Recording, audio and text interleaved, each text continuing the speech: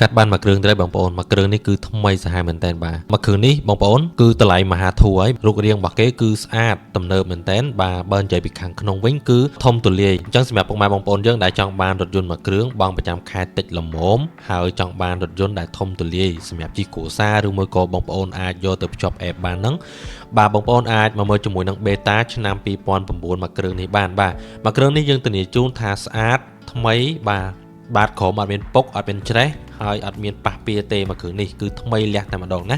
បាទម្ចាស់មុនគឺគាត់ប្រើថ្នមប្រើថែមែនតែនណាតែឥឡូវយើងទៅមើលផ្នែកខាងក្នុងទាំងអស់គ្នាថាថ្មីកម្រិតណាណាកុំឲ្យអ្នកលក់ចេះតែនិយាយបាទយើងមើលនៅខាងក្នុងបាទមិនថា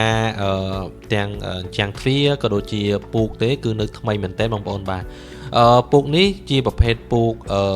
កម្មញ្ញៃបងប្អូនប៉ុន្តែយើងអង្គុយអត់មានក្តៅអត់មានអីដូចពូកយើងដេថ្មីទេបាទអញ្ចឹងសម្រាប់ពុកម៉ែបងប្អូនដែលស្រឡាញ់ចង់បានអាចមកមើលបានណាបាទហើយយើងមកមើលផ្នែកខាងមុខបាទផ្នែកខាងមុខយើងមើលទៅគឺឃើញនៅថ្មីមែនតែនបាទខ្ញុំហ៊ាននិយាយថាម្ចាស់មុនគាត់ប្រើថែមែនតែនបាទមួយគ្រឿងនេះបាទសឹងតែមិនសូវប្រើណាបងប្អូនបាទអញ្ចឹងសម្រាប់ពុកម៉ែបងប្អូនដែលចង់បានយកមួយគ្រឿងនេះទៅគឺចំណេញលើចំណេញមែនតែនបាទទី1យើងចំណេញទៅលើបាទយកទៅភ្ជាប់ app បានបាទបើបងប្អូនយកទៅជិះគ្រួសារណាគឺដឹងតែអេមតែម្ដងបាទជិះអត់មានជិះទេគ្រួសារ4 5 6នាក់ឯងគឺអាចជិះបានហើយមួយគ្រឿងនេះនៅមានលក្ខណៈពិសេសមួយទៀតបងប្អូនបាទគឺដំឡើងញ៉េ Android អមជាមួយនឹង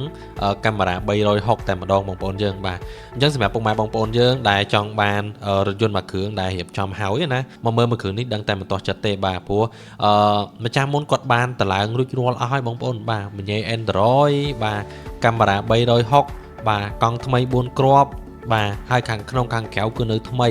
អញ្ចឹងបងប្អូនអាចមកមើលមួយគ្រឿងនេះបានបាទហើយនិយាយពីកម្រិតស៊ីសាំងគឺស៊ីតិចមែនតែនបងប្អូនយើងបាទហើយបង់ពន្ធប្រចាំឆ្នាំក៏តិចដែរបងប្អូនមួយឆ្នាំតែ 80000 រៀលទេណាបាទអញ្ចឹងបងប្អូនដែលចង់បានរថយន្តមួយគ្រឿងស្អាតមានការធានាត្រឹមត្រូវហើយនៅថ្មីបង់ប្រចាំខែតិចបងប្អូនអាចមកមើលជាមួយនឹង beta ឆ្នាំ2009មួយគ្រឿងនេះបានបាទអរគុណច្រើន